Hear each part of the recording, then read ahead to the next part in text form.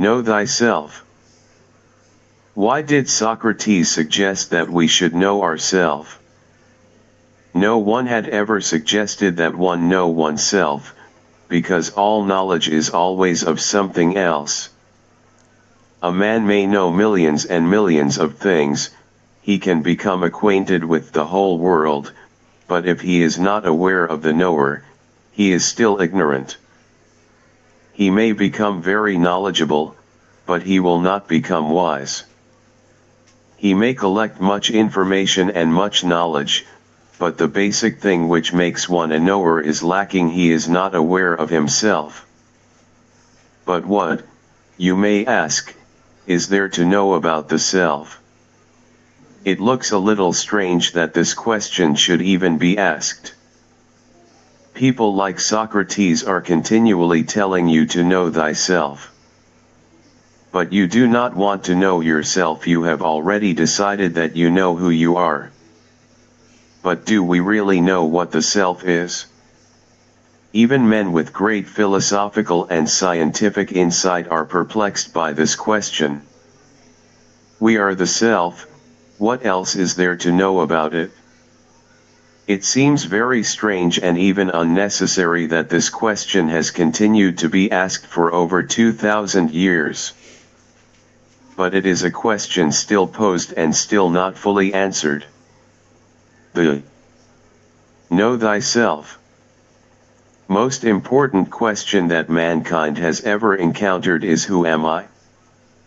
But, it is a question which cannot be answered by anyone other than yourself. You have to look within your own self for the answer. You have to search, you have to become a seeker. It is a question which is absolutely private, and only you are capable of knowing the answer.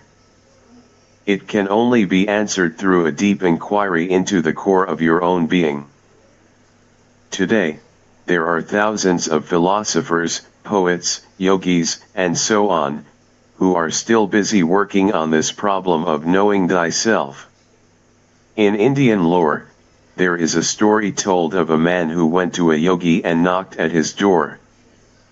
The yogi said, "Who's there?" But there was no answer. There came a second knock and again the yogi asked, "Who's there?" And still there was no answer. The yogi shouted, "Why don't you say who you are?" Still no answer came. Third knock, the yogi screamed, "I said, who are you? What do you want?" The man answered, "If I knew that, I would not be knocking at your door. I have come precisely for the answer to this question." This is the case with us all. You are aware that, deep down within you, somehow you are missing. You exist but you don't know why, you don't know how, you don't even know who exists within you. You are somehow. 2. Know thyself. Absent. You exist absently. You exist, but you do not know what this you is. You do not know thyself. Man is unable to explain what he, himself, is, and this absence of self-knowledge has caused us to identify ourselves with the things we possess, instead of the one who possesses the thing. What is mine cannot be me. It is this false identification with what is mine but which could not possibly be me, that creates all of our problems. Whatever is mine cannot be me. If I say that this thing is mine, then it cannot be me. If I say that this jacket I am wearing is mine, then I clearly understand that the jacket is not me. When I assert that this jacket is mine, I am consciously aware of the fact that I am different from the jacket. That is why I call it mine, and not me. I possess it, I own and use it, I wear it. It is something that belongs to me, something I carry around with me, but it cannot be me. This mind/me distinction must be clearly understood in order to fully grasp the extent of the fallacy we are making regarding what we are. We say that this body is mine, yet this body cannot be me. We say that these are my eyes, yet these eyes cannot be me either. We say that this is my mind, yet the mind cannot possibly be me. My soul, my emotions, my this and my that none. 3. Know thyself. Of these things could possibly be me, by the simple understanding of the mind/me distinction. Then what is the me? All that we have been identifying as the self belongs to us, but is actually not us. If they were, then we wouldn't call them mine, we would say it's me. What the me is, we have not been able to say yet. You have never encountered yourself. You have never come face to face with yourself, there has been no meeting. You simply believe you are this or that. That you are the things you have become identified with. Whenever we have attempted to describe ourselves, we have only been able to describe that which belongs to us. Therefore, if we ever want to understand what the me is, we must first discover who is saying this is mine. Who is claiming? Who is this claimant who is saying the body is mine, the mind is mine, the soul is mine? Who is claiming all this? If we can discover who this claimant is, we will be able to finally answer the question, what is the self? Therefore, let us examine what is making these various claims. This house is mine, this family is mine, these children are mine, this body is mine, and so on. It does not take very long to discover that it is human consciousness that is making all these claims. If we were not conscious and not. 4. Know thyself. Human, no such claims could be made. If you were unconscious, you could never make all these claims. Therefore, the identity of the individual who is continually claiming this or that is mine, is linked directly and exclusively with his own consciousness. Without it, no claims could be made. 5. Chapter 2. The nature and varieties of conscious experiences. Human consciousness seems to provide the answer as to what the self is. Knowing this, you will know thyself. In the journey towards knowing the self, all we have to do is discover the nature of our own consciousness. How are we conscious? What makes us conscious? What makes us aware? Most people feel we are experiencing human awareness because we have a brain, that the phenomenon of awareness and sensory perceptions are being generated by the human brain which, while we are alive, creates consciousness. But this is not entirely true. There are many instances, while alive, where we do not experience awareness, and yet, the brain and the entire physical system remain functional. Examine the state of deep sleep. When we are in a state of deep sleep, our brain is there, the body and all of its support systems are still intact, we are alive and yet we are not conscious. We do not experience awareness. If the experience of consciousness was merely based on the physical apparatus in the human body, then consciousness could not be shut off while the physical system. 6. Conscious experiences is still on. Moreover, if it is the brain in the physical body that generates human consciousness, even then, there are still many other species of conscious experiences that cannot be attributed to the human brain. Certain cases of extrasensory perception, recall of previous lives, reincarnation, are clear instances of the functioning of consciousness outside of the data field available to the human brain and the physical system. Leaving aside these extrasensory experiences going on in human consciousness, and confining our examination to simply non-wakeful experiences, we discover that we are still able to have conscious perceptions which are not part of the physical system, i.e. dreams. Some dreams are so fantastic and bizarre that they cannot be traced to any experience or data picked up by the physical brain during the wakeful state of consciousness. The perceptive apparatus of the physical body, which picks up experiences via its sensory systems, receives these impressions of the world around us, which then travels from the organs of perception, through the nervous system, and the brain then picks up these messages. But it is only when we are conscious that the brain will pick up these impressions.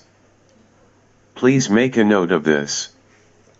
If consciousness, which must casually precede experience, was 7. Conscious experiences not there, the brain will not pick up any of the messages coming through the nervous system. If we are not conscious, the brain will not generate any response, even though it is functioning. Therefore, consciousness, per se, is the basis of perception and not the physical brain. However, the question of what makes us conscious still remains unanswered. The question of what causes us to be conscious is a question that we have all been asking ourselves for thousands of years, and still we have not found the answer.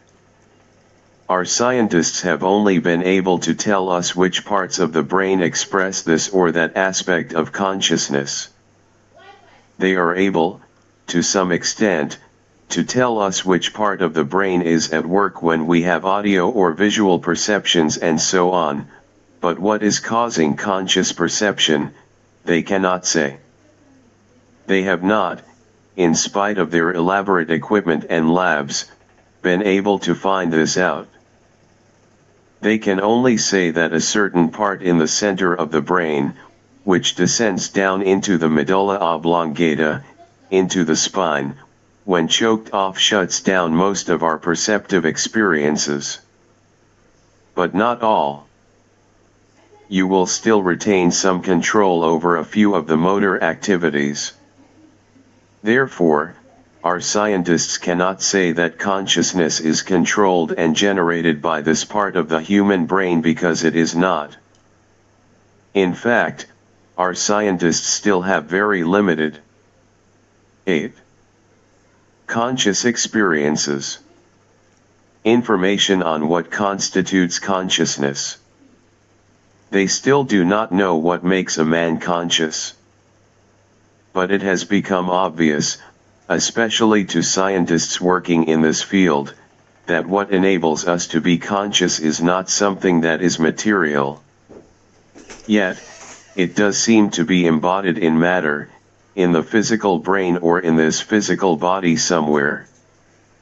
But somehow or other, we are still capable of having conscious experiences outside of the domain and field of data available to the physical system, i.e. certain types of dreams. In certain dreams, people have dreamt that they were a little bird and that they flew out of a window and so on. They personally experienced being a bird. I am taking this kind of dream simply as an example of a non-wakeful conscious experience and not for any other reason. Don't give it too much importance. But suppose you were to go to sleep and have this kind of a dream in which you are a bird. You become a bird and fly out of the window. You will then have the conscious experience of being a bird. That you were actually a bird. Upon awakening, naturally you will discover that you are not a bird, but a human being with a human body. you realize that you don't have feathers, that you don't have wings and so on, and that you cannot fly. There is no resemblance between the bird and yourself. But still, you do. 9. Conscious experiences. Not say, in my dream I saw a bird that flew out of a window. You will say, I was a bird and I flew out of the window. The experience retained the personal self. It retains your own human consciousness, and if you say to a friend that last night you dreamed you were a bird flying all around, your friend will say that this is simply nonsense. There is no resemblance between you and a bird. Just say that you saw a bird flying in your dream last night, otherwise people will think you are either stupid or have gone mad. But you will say, no. I didn't see a bird. I wasn't looking at some bird flying out of a window, I was a bird. I never saw it. I flew.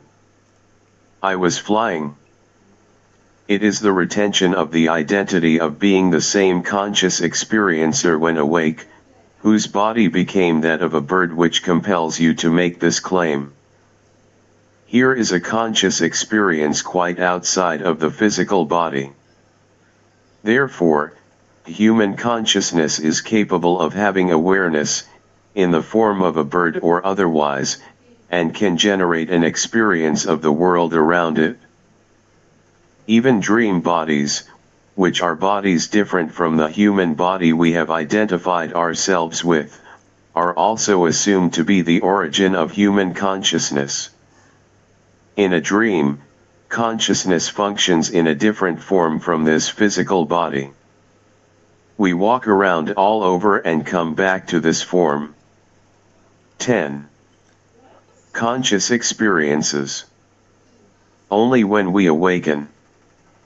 Consciousness, the capacity of the human self to have awareness and generates conscious experiences of the world around it, could not possibly be generated by the physical body or any part of it, i.e., the physical brain. Therefore, no wonder we say this is my body, and that is not me. It is just proper that we say this, because me is the consciousness that claims that this body is used by it, that it belongs to me, I just function through it. What then, is consciousness without the physical body, without a dream body and so on, like? The practitioners of the art of self-realization, based on their own personal experiences, have constructed a very simple model of the structure and anatomy of human consciousness. 11. Chapter 3. The Anatomy of Consciousness. Before we examine the nature and structure of human consciousness, I would like to define a few terms that I will be using in the consideration of this subject. They have been used so loosely and with so many different meanings that you can easily become very confused. These terms had been used by so many different people with different minds, different backgrounds, and conditioning and so on, that they are bound to have a different meaning to you. Even in ordinary conversation, when you say something, you say it with one meaning, but when it reaches the other person, he gives a different meaning to those same words. When this is the case with ordinary conversation, imagine the problem that can arise when we discuss a subject as subtle as this. Understanding the meaning of these terms, as I will be using them, will enable us to avoid many problems arising from semantics and will enable you, at once, to clearly understand exactly what I will be explaining. The terms that I would like to define are consciousness, awareness, attention, subconsciousness, superconsciousness, unconsciousness, and psychic energy forces. These are all. 12. Anatomy of consciousness. terms which I will be frequently using while discussing this subject. Therefore, it will be useful to know what they mean. This will facilitate the transfer of a great deal of knowledge about the anatomy of human consciousness. I am using the word consciousness in a much larger sense than it is commonly used. Consciousness is the possibility, the potential to be conscious, the compulsion to be conscious.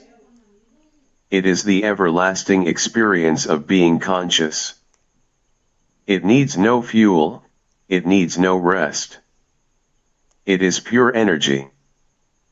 Perpetual internal energy. It is the totality of potential awareness. The capacity to be conscious.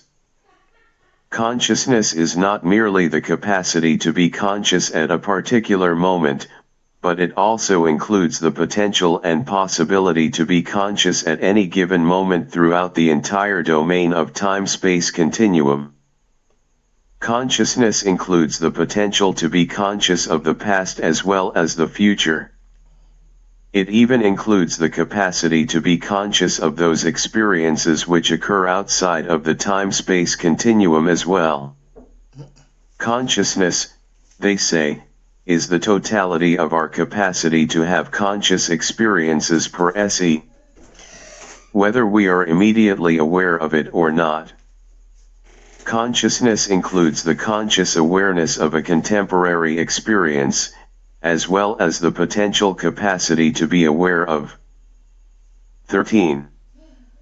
Anatomy of consciousness. Any experience whether within the time-space complex or outside of it. On the other hand, awareness represents that region of consciousness of which we are conscious at any given time.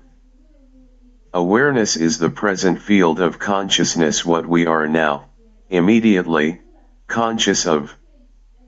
It is our available consciousness. Out of the totality of consciousness, something of it is flowing through time into immediate consciousness, into awareness.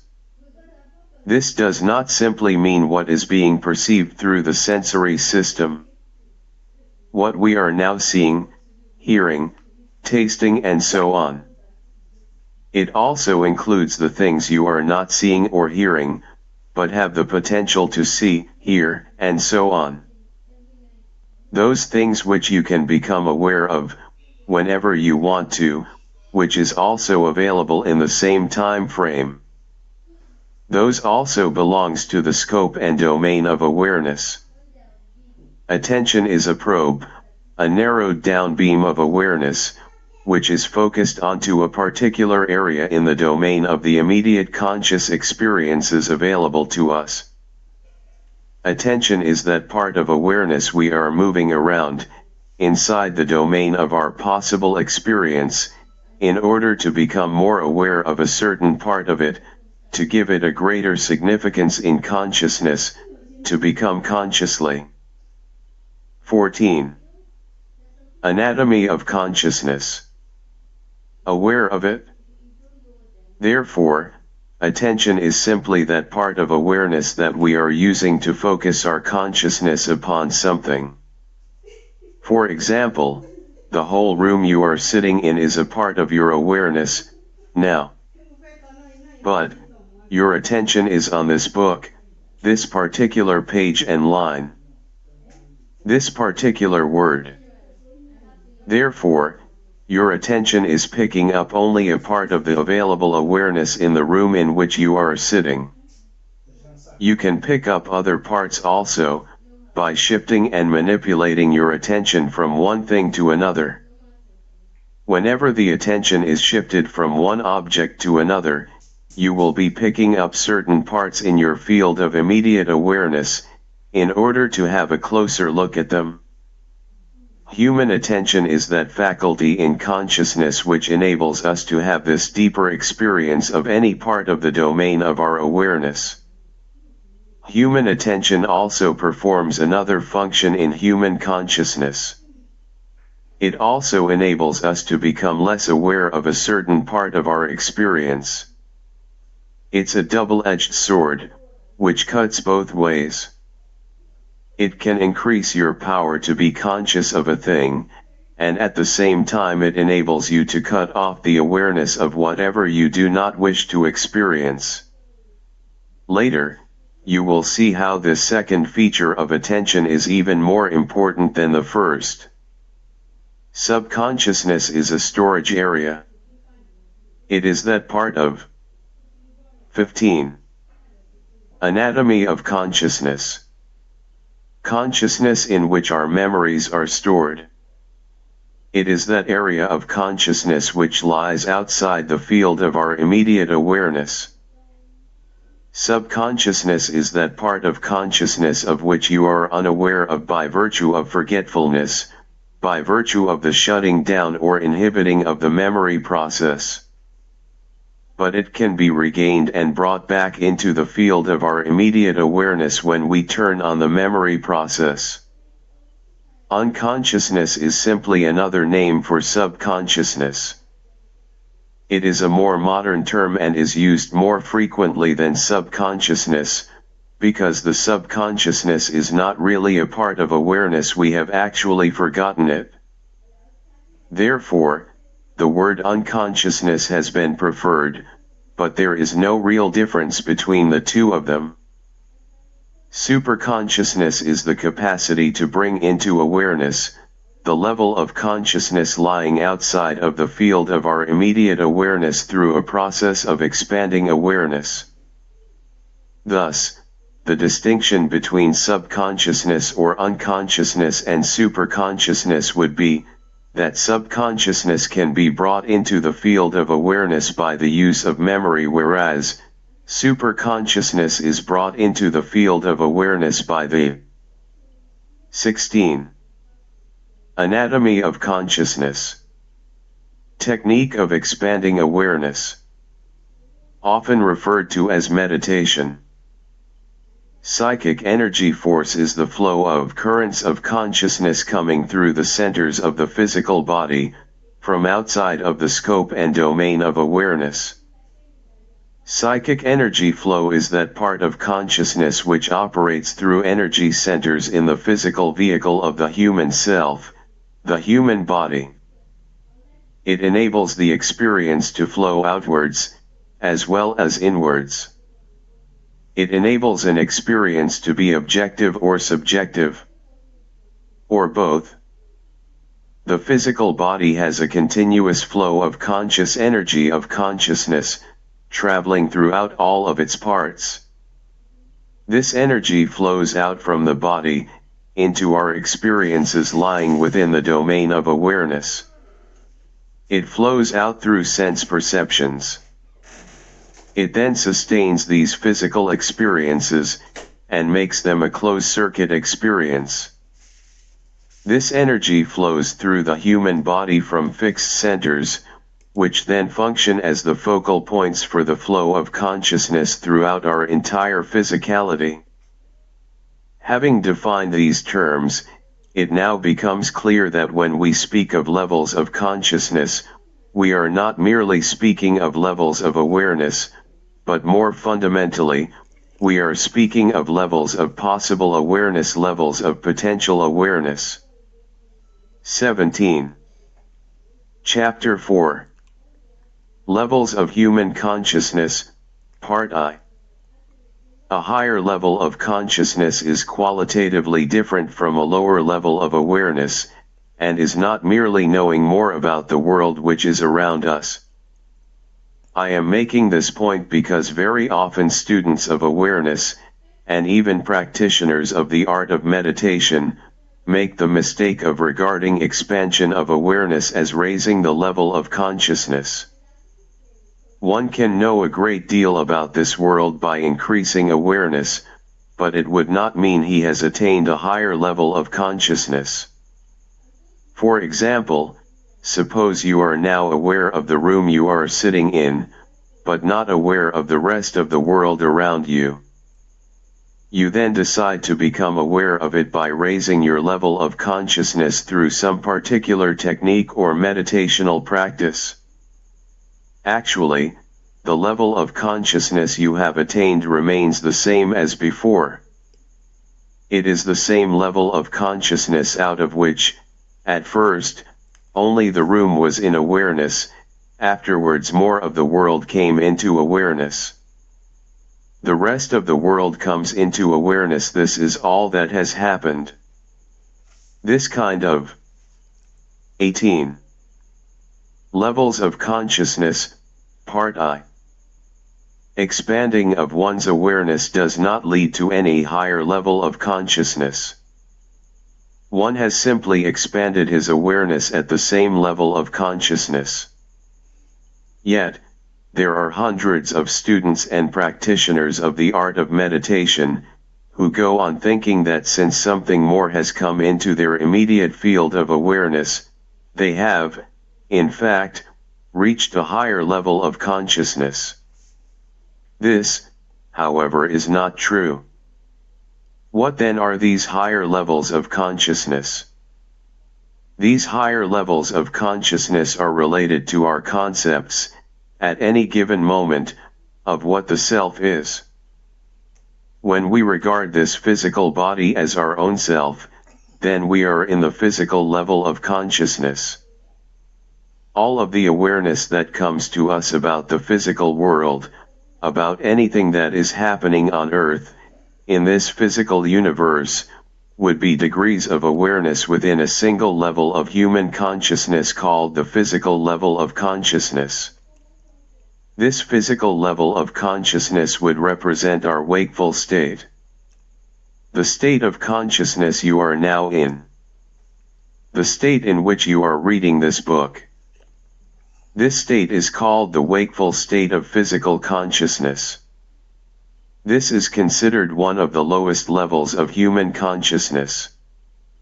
If, while in this state of consciousness, you happen to have a number of weird or bizarre experiences, it would not.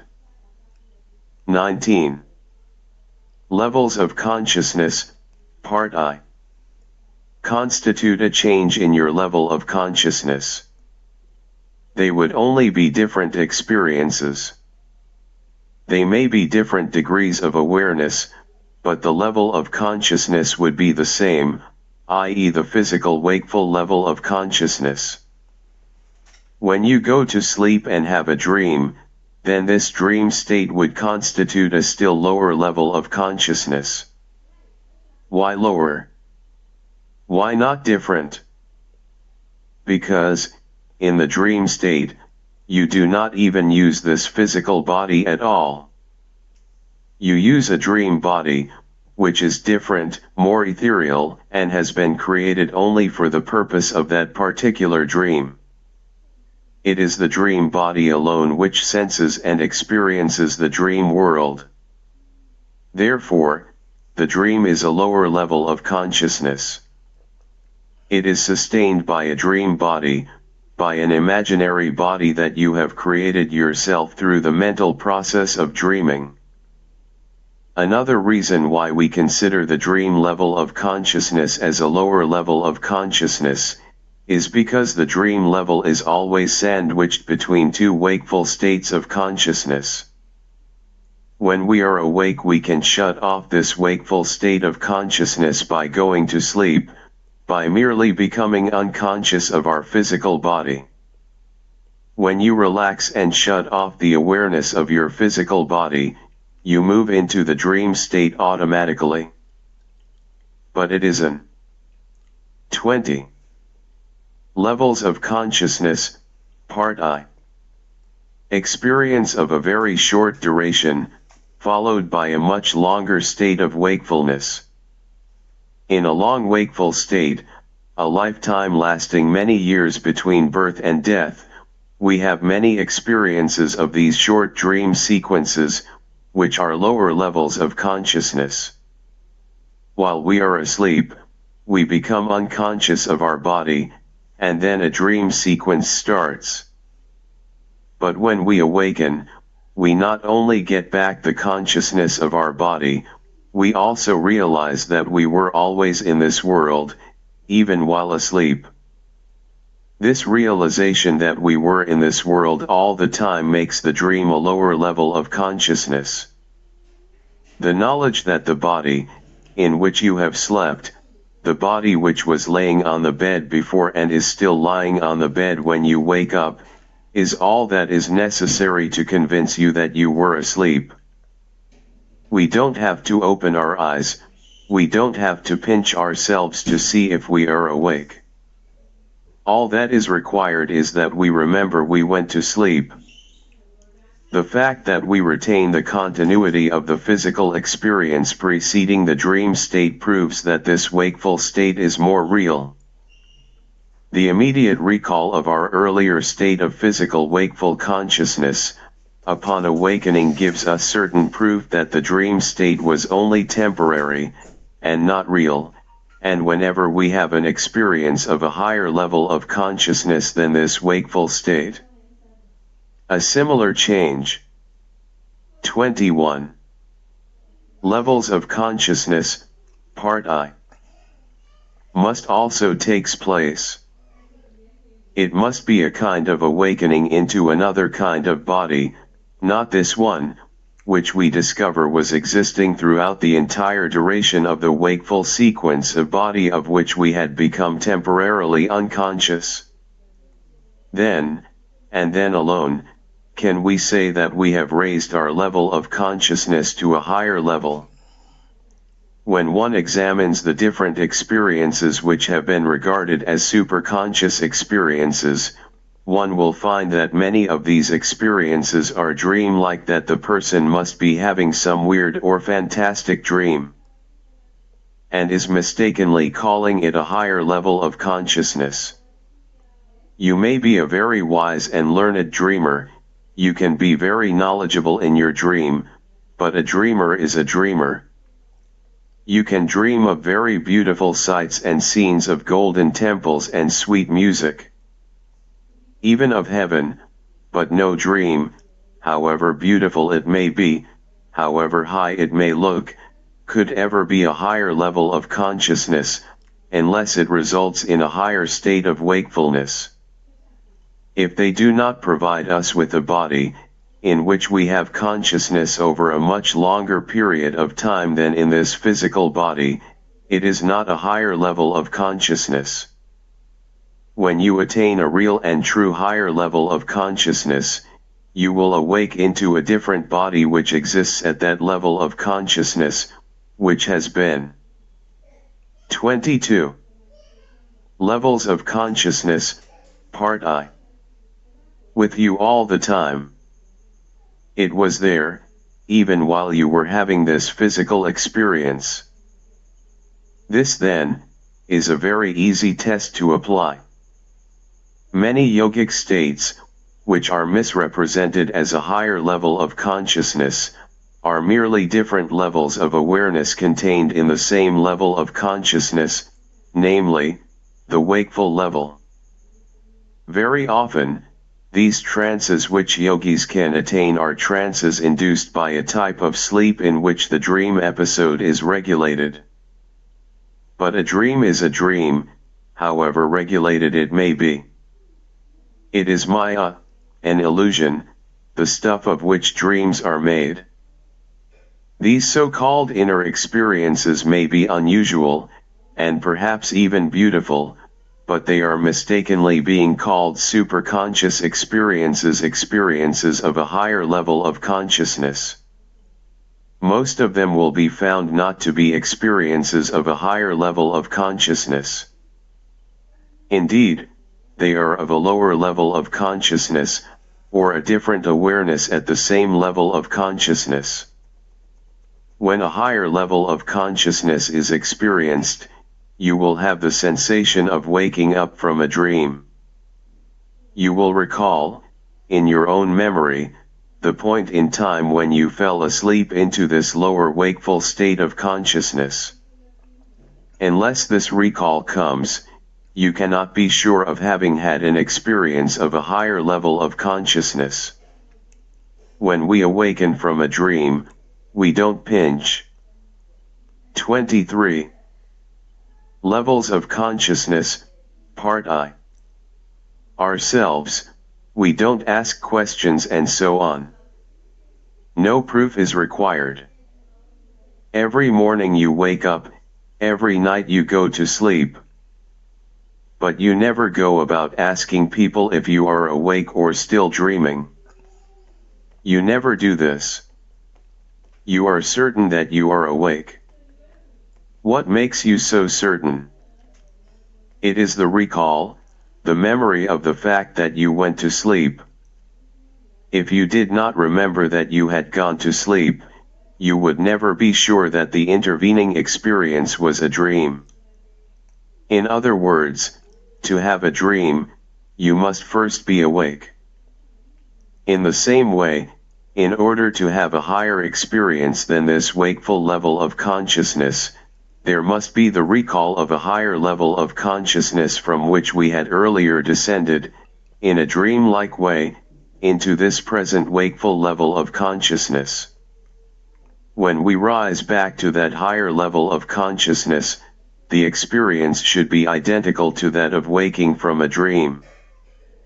We should be able to recall when we went into this lower state of physical wakeful consciousness. It is precisely this kind of proof that comes to those who are able to truly shift their level of consciousness one step above this physical level of consciousness, to what is called the astral level of consciousness. What happens when you shift the level of consciousness one step up to the astral level? When this is done, the reverse. 24. Levels of consciousness, Part I.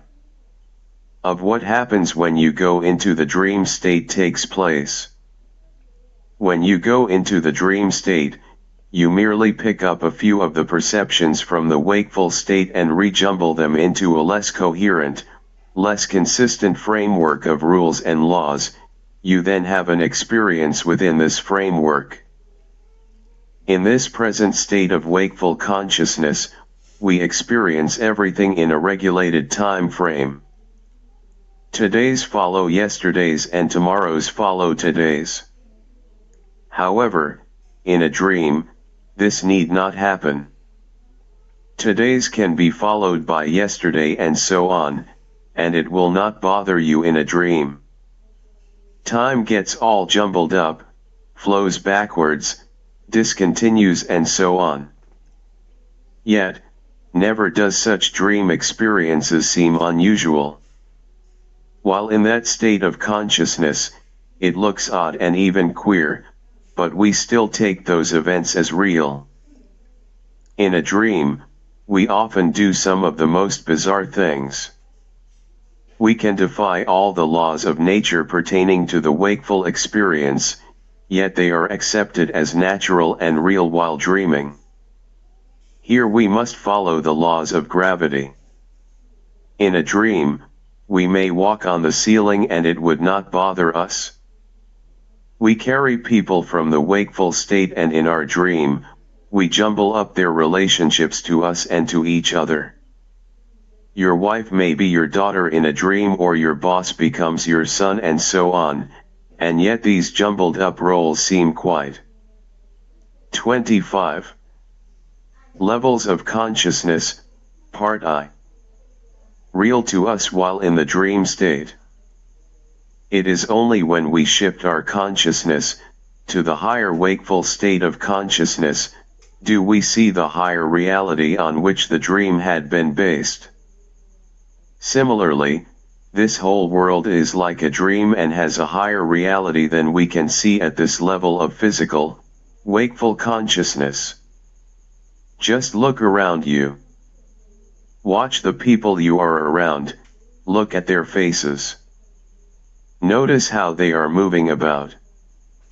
Watch their gestures and so on. A few are simply talking to themselves, no one is really listening to each other. Their lips are just moving, they themselves don't even know what they are saying.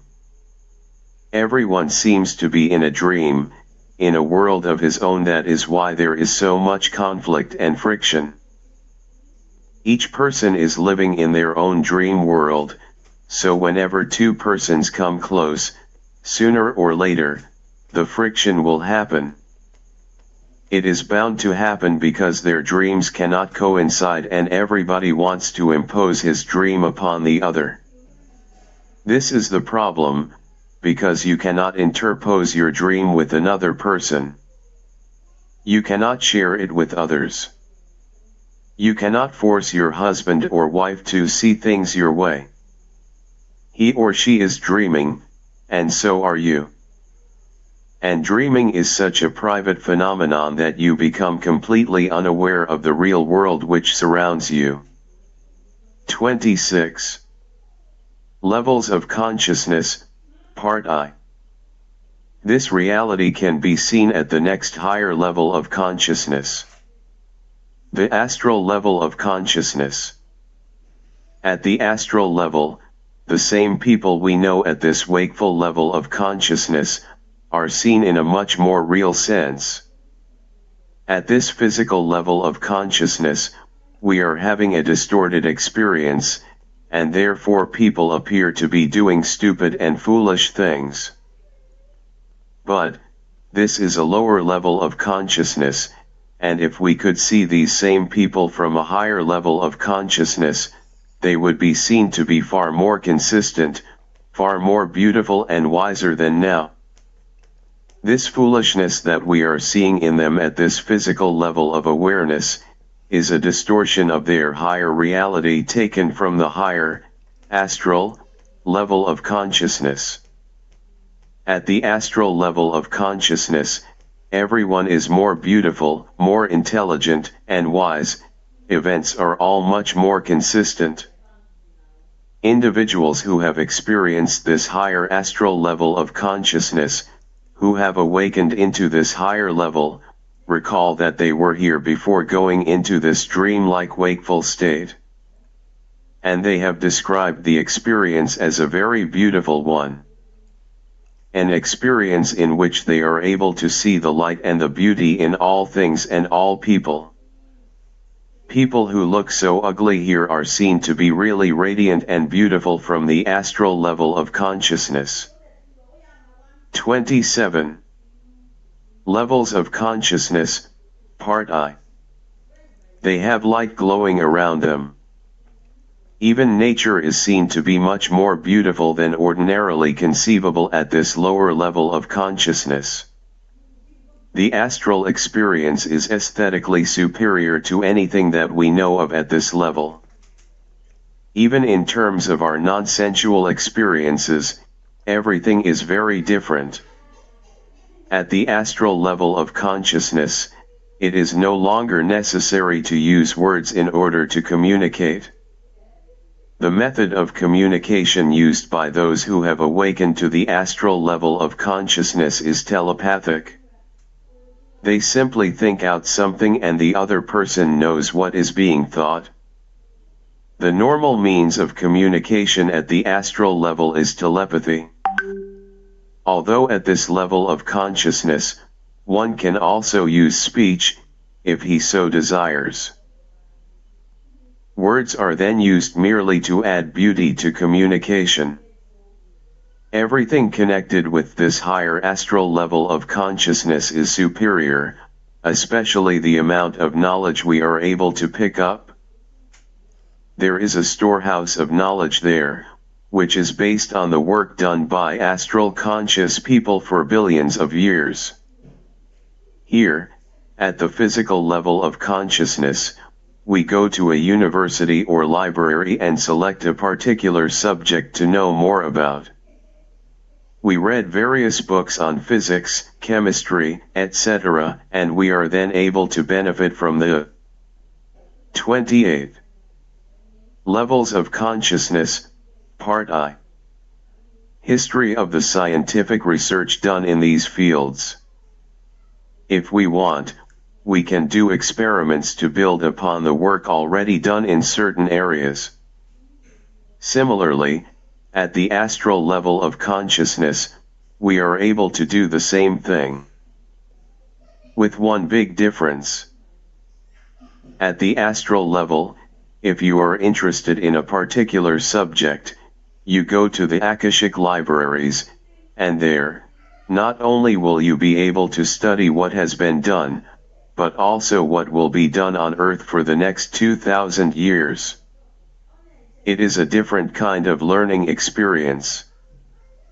People who have been able to get into this higher level of consciousness are collecting immense knowledge in those libraries. Knowledge, which can be verified again and again, is available there. Not only is the knowledge available at this level much greater, but the whole concept of time and space are also different there.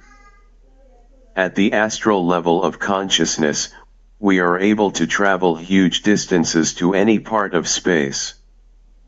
There, we are not bounded by the velocity of the speed of light as we are here.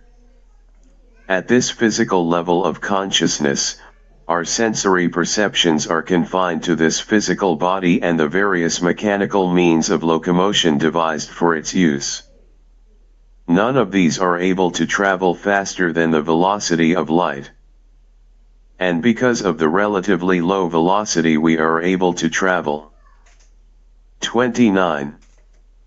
Levels of Consciousness, Part I. Our experience gets restricted to a very, very limited area of space. Scientists have very recently discovered quasars traveling at velocities beyond the velocity of light at the fringes of space. Beyond the velocity of light, there exists an immense space, completely inaccessible to anything which cannot exceed the velocity of light. At this lower physical level, because we move far below the velocity of light, we can never cross over to have any experience in this part of space. At the astral level of consciousness, which is a much higher level than this physical level, we are able to transcend the speed of light. We are actually able to have locomotion, to have mobility at much higher velocities than light, over much greater distances than the distances available to the physical body. Therefore, the space which we have for travel is correspondingly much greater at the astral level. The space is far greater than that which we are aware of at this lower physical level of consciousness. A trip, even to the very fringes of space, as we know it, would be nothing compared to the trips one can make at the astral level of consciousness. This is an experience which anyone can have, by shifting to the higher astral level of consciousness. This is not simply a theoretical possibility. It is a practical possibility as well. All that is required is the raising of 30. Levels of Consciousness, Part I. Consciousness one step above this present wakeful state. When this is done, we discover that we have the capacity to see better, to communicate better, to hear better. The capacity to do everything with the senses better, at the astral level of consciousness. All of these capacities lie dormant in human consciousness. The question naturally arises as to what facility available to us is to be used for such astral travel and experience. We use what is called the astral body. It is our vehicle for experiences at the astral level of consciousness. The astral body is nothing more than the pure form of the sensory perceptions that are locked up in this physical body. It is the gross material out of which this physical vehicle of human consciousness is constructed that limits our movement. When we want to go somewhere, what keeps us from going there directly and immediately? It is the physical body. You have to carry it with you. If you did not have to carry it, you could go anywhere you want, anytime, and at once. What prevents you from flying out of your window right now and taking a trip around the city? The world? It is the physical body. it would fall down and be broken to pieces. If you could somehow be relieved of the grossness of the physical body, you will find that there is nothing in your sensory system of 31.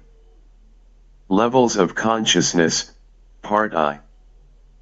Perception preventing you from having the entire experience of this world, of the universe. The astral body, which enables us to have this astral experience, is being carried or locked up within us all the time. In fact, our sensory experiences, even while functioning with this physical body, is arising from the astral body, which exists inside the physical body. If this astral body were to cease, even just for a second, this physical body would become simply a lump of dead clay. We would have no feeling in it. All the feelings, all the senses, all the perceptions experienced through the physical body are arising from the presence of the astral body residing within the physical body. Our sensory system exists per se, and is entirely independent of this physical body. So, when we are able to free up the operating of our sensory system from the restriction of the physical body, we regain the capacity in consciousness to function entirely free of the limitations of time and space. This experience is often referred to as astral projection or astral travel, because it is with the astral body that we are able to have these kinds of beautiful experiences. The astral body shines and glows and has a shape very much like that of this physical body. It has hands and feet with which it moves from place to place. This astral body. 32. Levels of consciousness, Part I. Does precisely the same thing that is done by this physical body, except it does it with infinitely greater speed, beauty, and efficiency. Only those who have had the astral experience are able to know how beautiful it is. I don't know why I am even trying to describe it in words. I am just trying to convince you that it is a superior state of consciousness by highlighting some of the features of the astral experience. We were all in this astral form before we were born. Birth is merely falling to sleep into this physical level of consciousness. What we are considering as a lifetime is nothing more than a dream arising from the astral level of consciousness, and at the time of what we call death, the astral body awakes. We will then recall that we had simply fallen asleep. The entire set of memories from the previous life we led, prior to birth, comes back into our recollection, and we can see them. When we are able to have the astral experience now, i.e. to die while living, we are then able to explain many things that we otherwise are not able to comprehend. For example, we meet many people whom we dislike at first sight. We don't know why, because they have never done anything to harm or hurt us. At the astral level of consciousness, we are able to see exactly why. We are able to see the nature of our 33. Levels of consciousness, Part I. Relationship with that person at this higher level of reality, and how this reality has been reflected, to some extent, at this lower level of physical consciousness. At the astral level, we see what they did to us and what we have done to them. We come to realize that it was a lesson learned from this previous astral episode, which now causes us to dislike a certain person, for no apparent reason, at this lower level of consciousness. Also, we meet people whom we immediately like. Why? Same reason.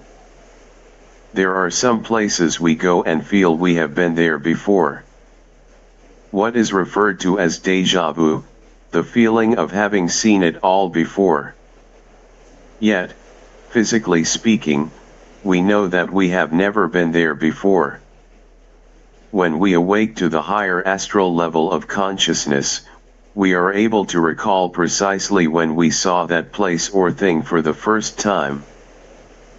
It was seen in an earlier episode from the previous life, before we slept into this physical level of consciousness. These are just a few of the experiences we all have had, which convince us of not only a higher level of consciousness, but also gives us insight into many other perplexing experiences we are unable to explain.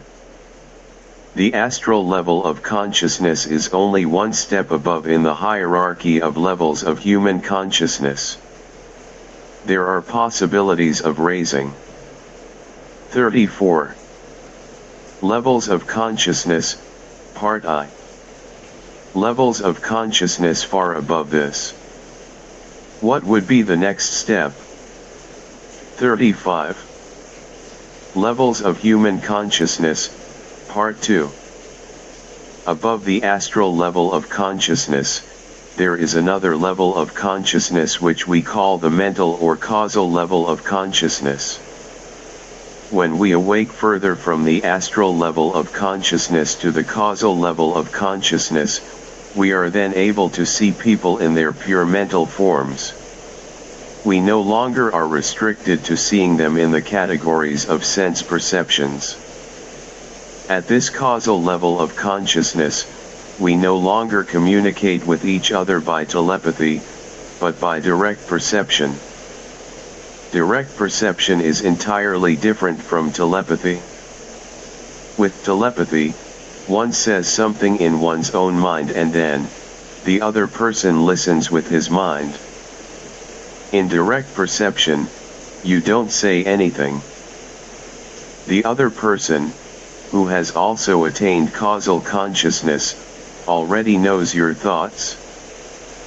It is what we call transference of understanding. It is a common experience at the causal level of consciousness to communicate through the transference of understanding.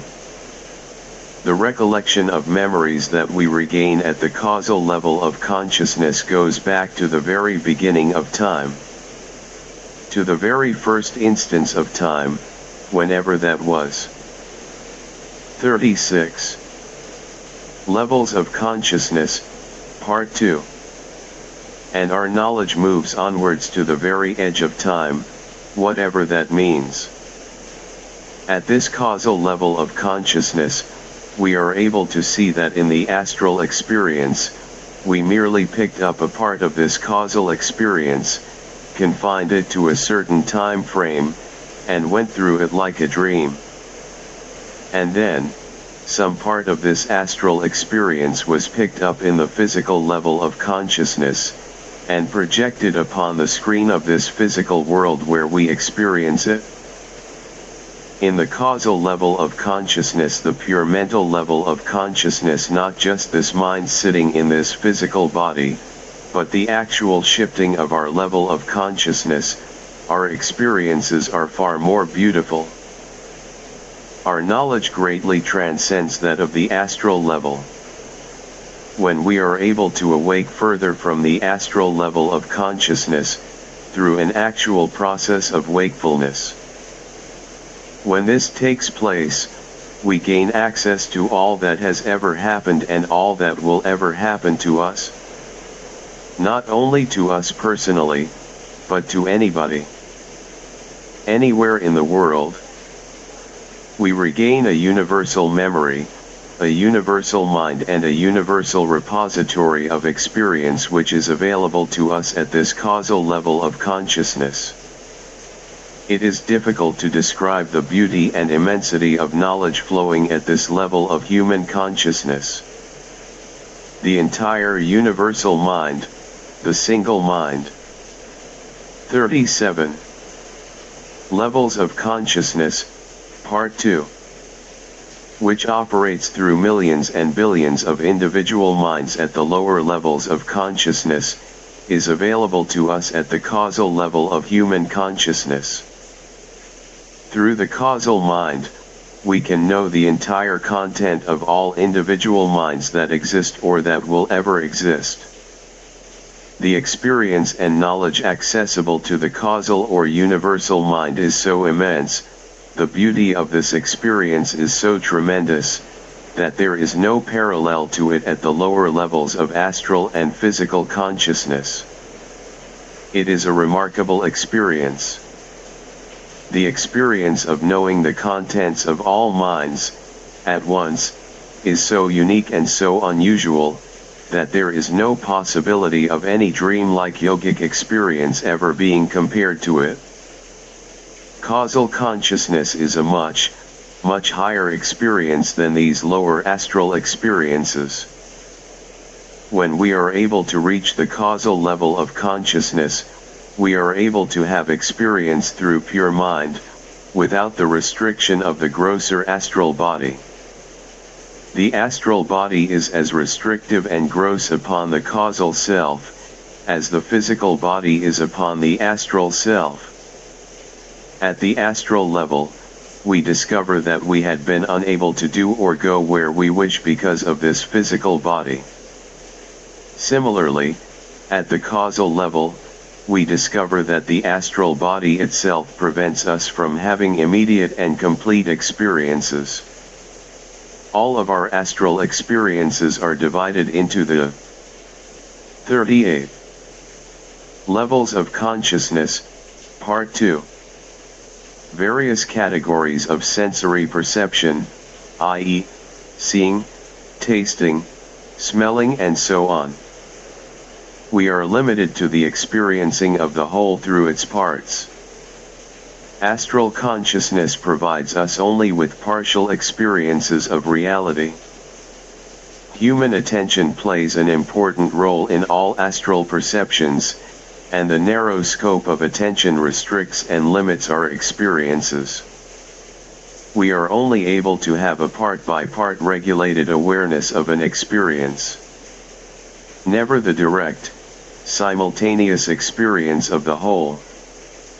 At the causal level, the third and next higher level of consciousness above the astral level, you become one with the entire mind of all mankind. The universal mind. You are able to know directly, and not part by part, the entire experience had by all minds, throughout the whole history of mankind, as well as all the future experiences of mankind. It is a tremendous experience, and there has been no way for those who have attained this level of consciousness to describe it. Even those who have just heard about it, and have tried to describe it could only say, niti, not this, not that. They said there is no way to describe it. How can you describe an experience in which the totality of the human mind can be experienced all at one time? The causal experience, the level of the universality of mind, has truly 39 levels of consciousness, Part 2, been described by the practitioners of the art of meditation, as the attainment of God realization, of having found God. God consciousness has been equated to the consciousness of universal mind. The consciousness of what is called the Brahma in India. The Creator. At this causal level of consciousness, man becomes one with God. At this level of consciousness, all the knowledge that exists, or could ever exist, is known. One becomes omniscient. Everything that can ever happen in time and space becomes knowable at the causal level of human consciousness. All beginnings exist at this level of consciousness. The beginning of every event occurring in time and space exists at this level. All middles and all endings of these events are also included there. Everything that has ever happened, or will ever happen within the time-space causation framework, lies here at the causal level in human consciousness. It is one of the most beautiful experiences available in human consciousness. And all of this is attained by awakening from the astral level of consciousness. By an actual, willful, and deliberate experience of wakefulness. Of waking from the astral level of consciousness. When this happens, we are able to recall the previous state of consciousness we had, before sleeping in the astral level of consciousness. The whole 40 Levels of Consciousness, Part 2 of our memory comes back to us. The total memory of all mankind comes back to us, and we recall how this total experience was split up into various segments, in order to sustain the dream sequences below. The totality of all possible experiences are stored at this causal level of consciousness.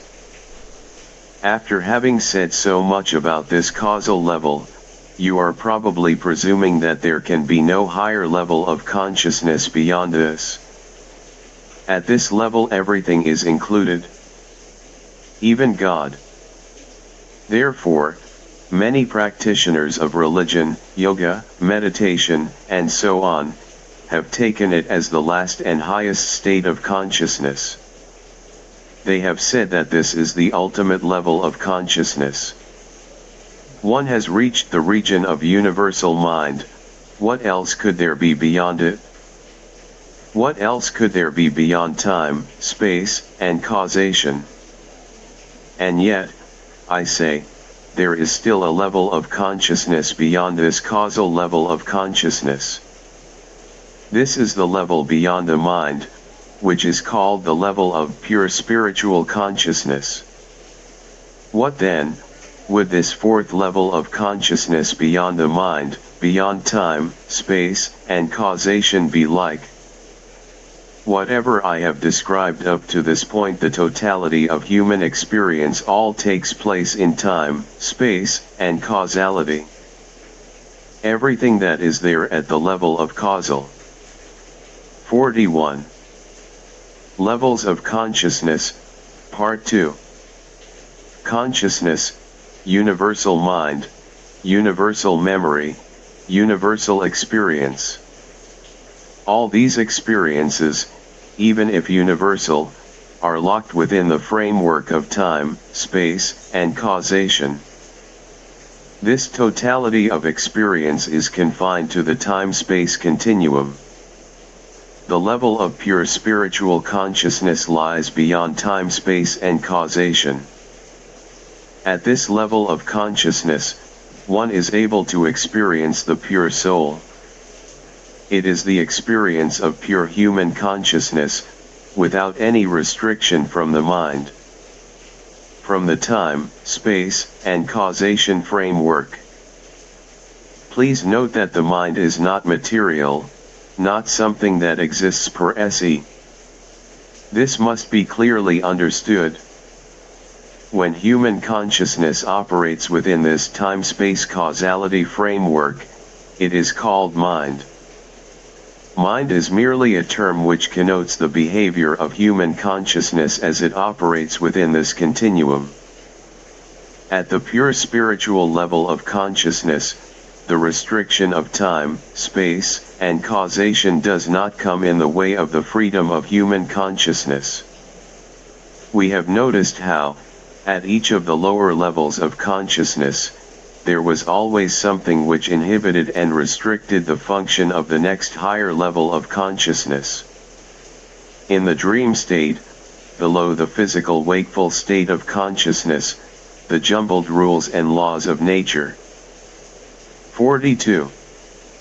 Levels of Consciousness, Part 2. Restricted our freedom of experience.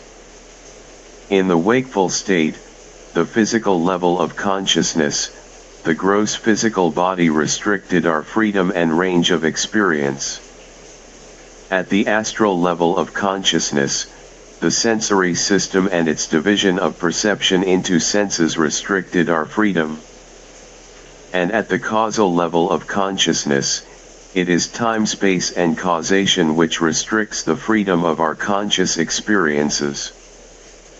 But when we rise to the level of the human soul, to the level of pure spiritual consciousness, we are able to have conscious experiences unfettered and unrestricted by any of these things.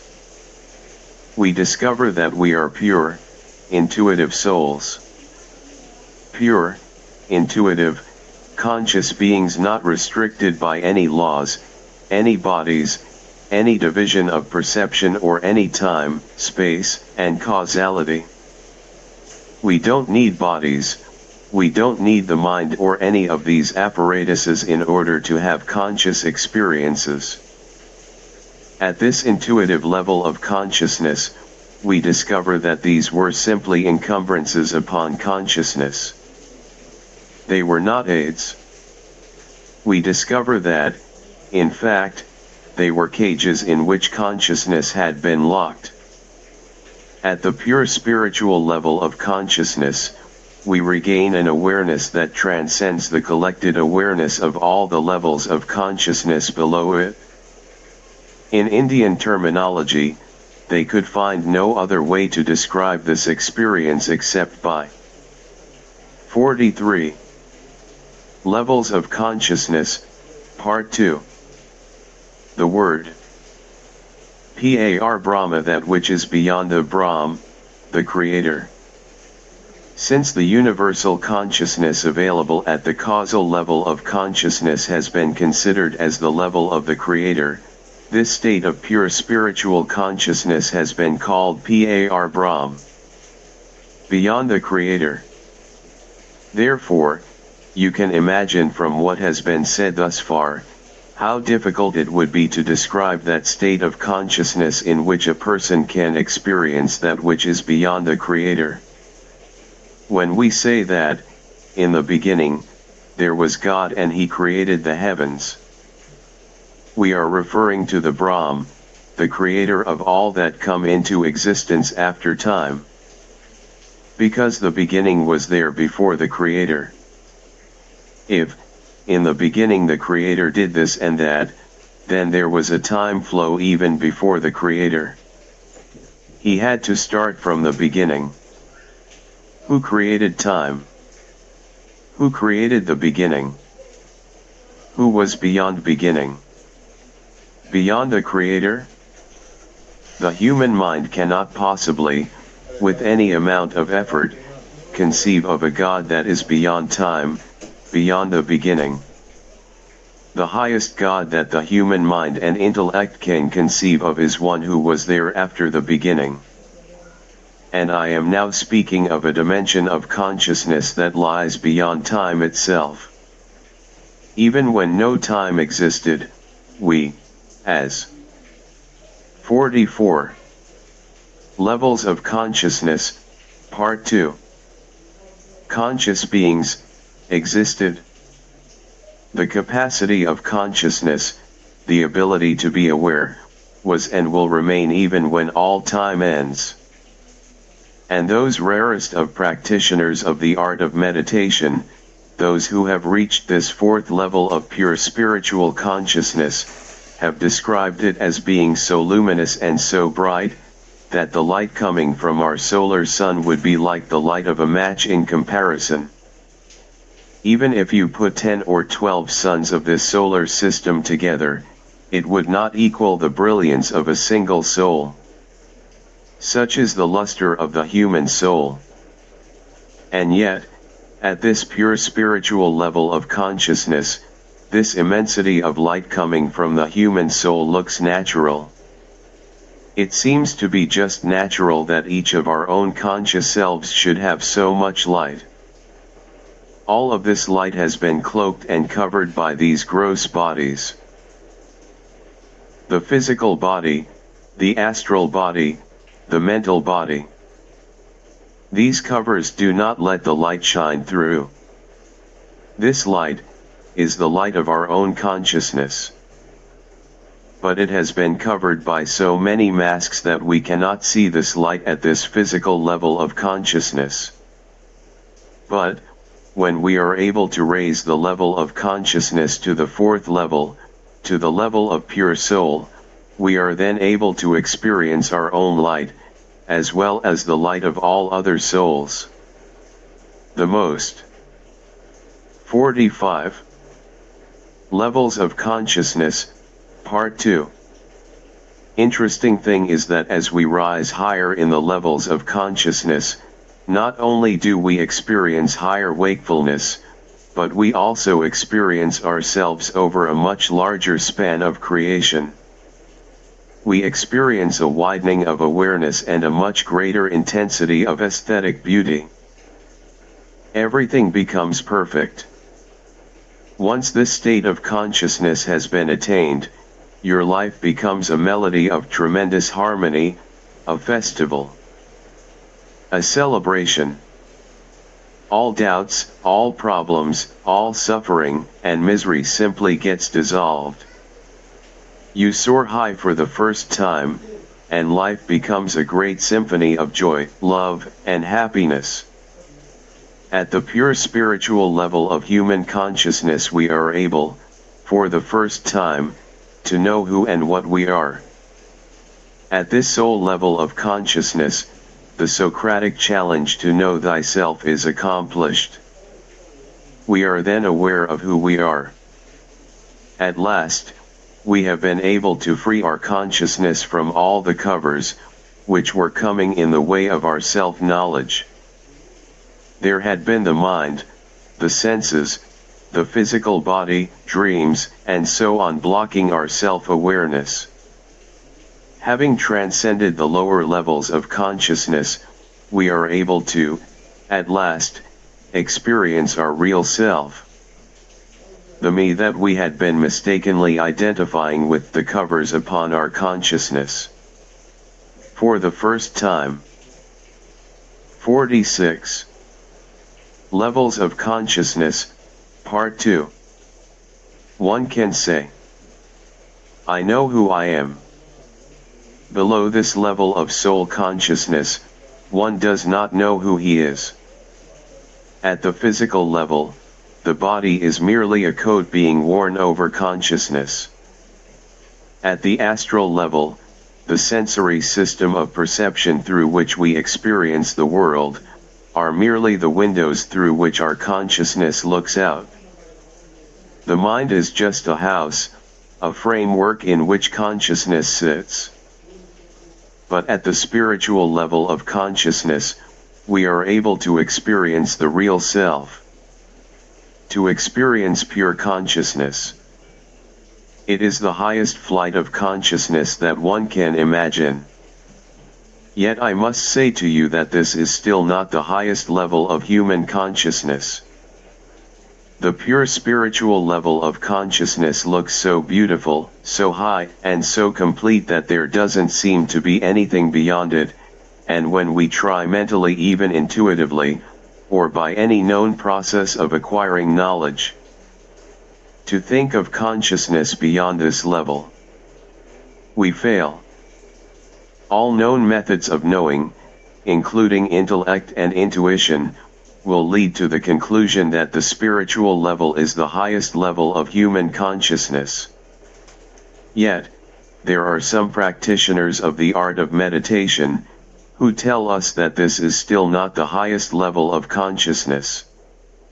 What, then, is restricting consciousness at the level of pure spiritual? 47. Levels of Consciousness, Part 2. Consciousness. What is the final cover which is still being worn by human consciousness? The final cover that is restricting consciousness at this fourth level is that of individuation. Individuation restricts and limits our consciousness to being only one consciousness among many. At the fifth level of consciousness, at what is called total consciousness, we discover that the entire scope of conscious experience is being had by only one experiencer. you discover that there is only one conscious being. Your own self. You transcend the experience of individuality, of ego. At this fifth level of consciousness, you come to realize your totality. Individuation itself was a cover. It reduced your consciousness to singularity and individuality. Therefore, it was a lower level of consciousness. The fifth level of consciousness is the highest level of human consciousness. Not merely the highest, but the level of total and supreme conscious experience. At this level of consciousness, the barrier of individuation is removed and the totality of your own consciousness is experienced unfettered by anything which inhibits its freedom. At this level of total consciousness, total freedom, total experience, total awareness, and the totality of all possible conscious experiences is included. There is 48 Levels of Consciousness, Part 2. Absolutely nothing that is lacking at this region of conscious experience. From here, consciousness has decreased, by successive processes of sleep-like experiences, to this physical level of consciousness, in which we are having all our experiences. It is the furthest leap from reality that human consciousness can make. Everything at this physical level of consciousness is dream-like and illusory. It is Maya, the stuff of which dreams are made. We are born in this Maya. We live in it. We think in it. We even dream in it. We are philosophers in it. We are scientists, teachers, doctors, and so on. Stretch your ideas as far as you can, take them higher and higher, call them infinite or by any name you please, still, you will remain in Maya. It cannot be otherwise. The whole of human knowledge and human experience at this level is an illusion, a dream. Is Maya. Everything that is bound by the laws of time, space, and causation is within Maya. I have tried to explain, to the best of my ability, what the levels of human consciousness beyond the physical level would look like. I could not say much beyond the causal level of consciousness, because the time, space, and causation continuum end there. Beyond it, there is no time, no space, and no causality.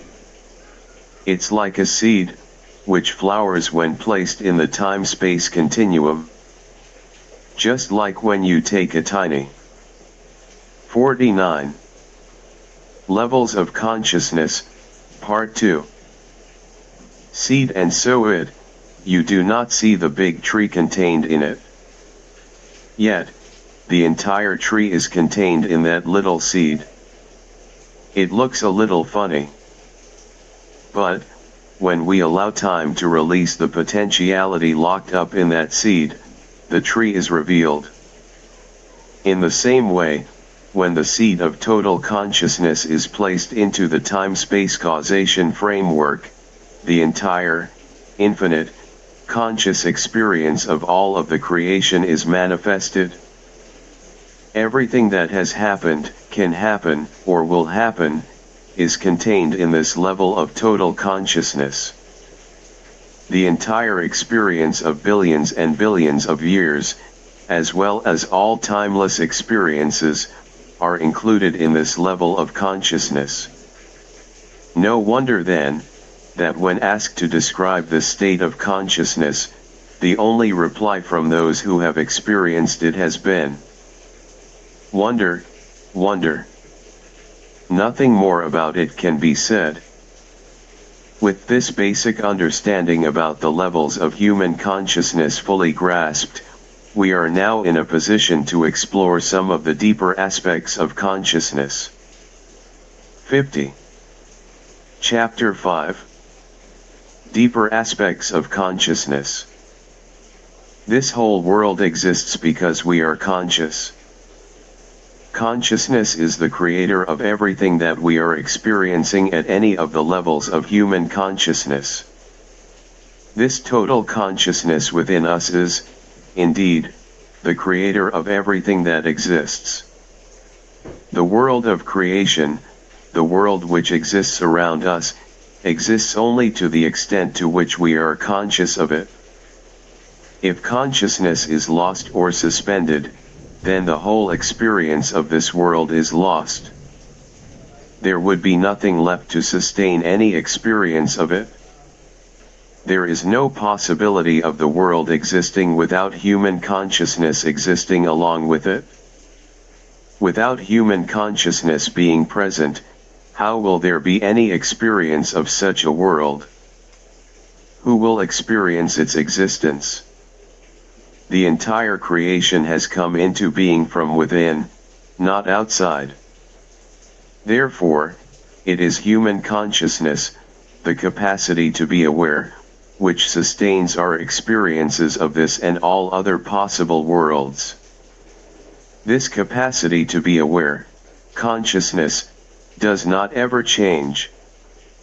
Experiences change, but the experiencer, human consciousness, never undergoes any changes.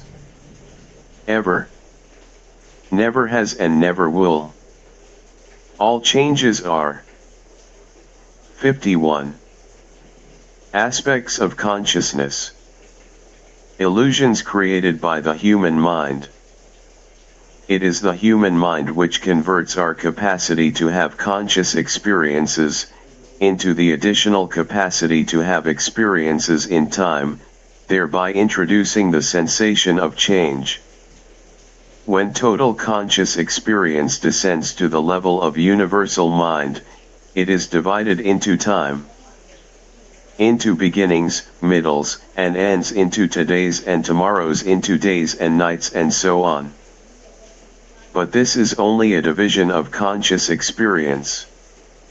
Consciousness itself has not been divided. These changes and motions in conscious experiences is caused when consciousness functions through the time-space and causation framework. What are these things, time, space, and causation? Are they something real, or just an idea? The German philosopher, Immanuel Kant, offers an explanation which is consistent with what Eastern philosophers have been saying for thousands of years. He states that, there is no such thing as time, space, and causation. They are simply categories of the mind. They are the mind. Mind is consciousness when it functions through the time-space causation framework. This framework is the mind.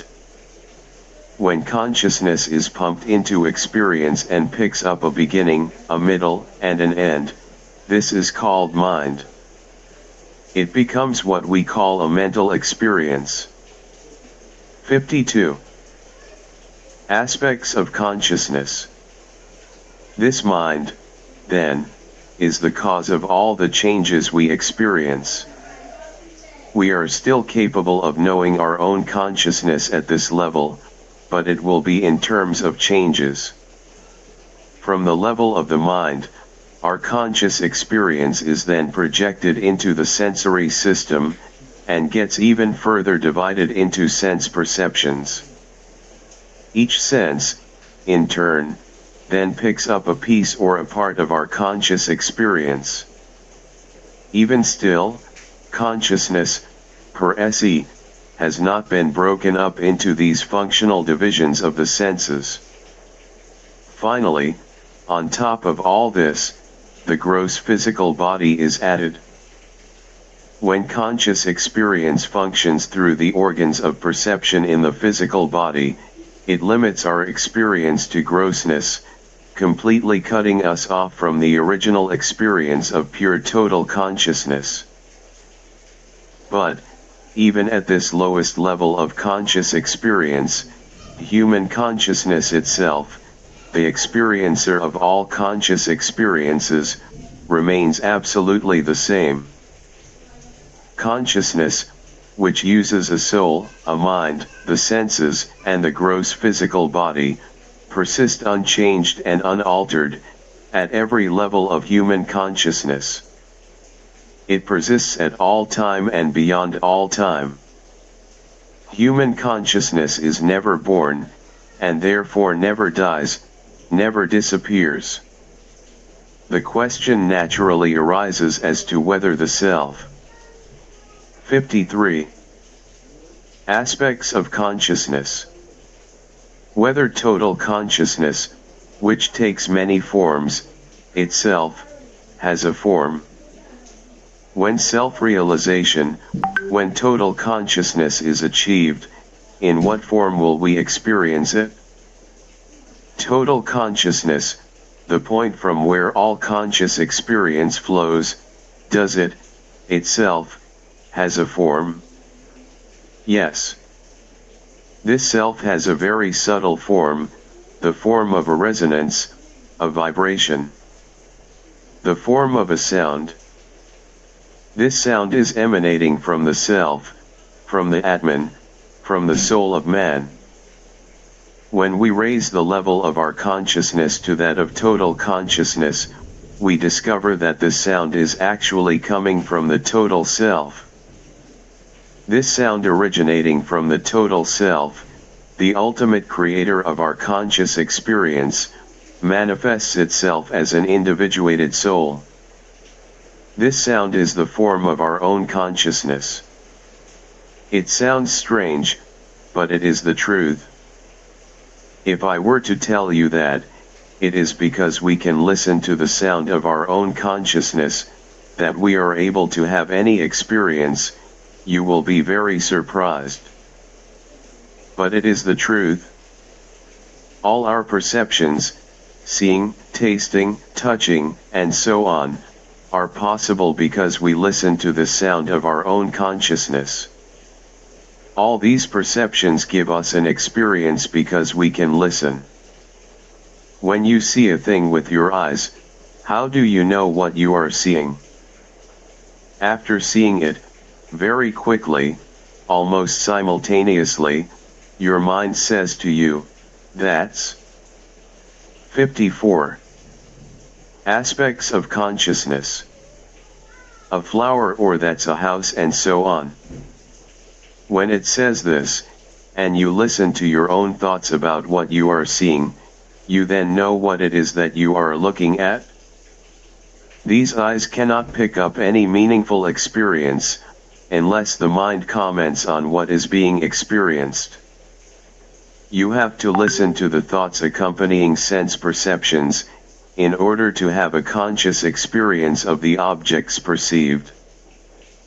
You cannot hear without listening, you cannot see, you cannot taste, you cannot touch or smell without listening to the thoughts, to the sound accompanying these experiences in your consciousness. You can have no perception without listening. Therefore, listening, or sarad, the power to listen, is the basic and most fundamental faculty in human consciousness. At the highest level of consciousness, it is found that narad, the power to see, is simply an extension of sarad, the power to hear. Therefore, the capacity to be heard is the chief characteristic of human consciousness. It is no wonder that God, that the ultimate creator, total consciousness, has been described as a sound, as that which can be heard, as that which can be listened to. No wonder that St. John's Gospel says that, "In the beginning was the Word, and the Word was God." No wonder that the Hindus believe the first word of the Vedas, was the 55. Aspects of consciousness.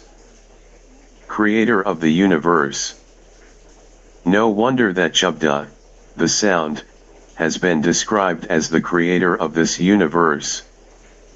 No wonder the Greeks say that the logos, the word, is the creator. That the Quran says that kalma, the word or sound, is the creator. It is no small wonder why every major religion in the world, without exception, has used the same term, in their own language, to describe the creator as the word. The sound. That which can be heard. Whether it is Islam, Christianity, Judaism, Buddhism, Hinduism, or any other religion, you will find that it was the sound, the word, which has created this entire creation. If there was a beginning, the only thing that was there was the word. It's remarkable. And whatever exists is a manifestation of this current of sound emanating from our total consciousness. One who becomes conscious of the highest manifestation of the sound, becomes one with the ultimate creator, becomes one with the Lord. Therefore, the whole discovery of what is the real self, is the progressive discovery of the nature of our own consciousness, which we call the soul. The soul is known when we can experience our own consciousness, without the covers of the mind, the sensory perceptions and the gross physical body. Total self is realized when we are able to. 56. Aspects of consciousness. Remove the final cover of individuation. When all these things have been done, you are able to say that you know thyself. That you are total consciousness, that, indeed, you are God. 57. For a list of further publications, recorded lectures, or for more information, contact Institute for the Study of Human Awareness Inc. P.O. Box 991, Palatine, Illinois. 6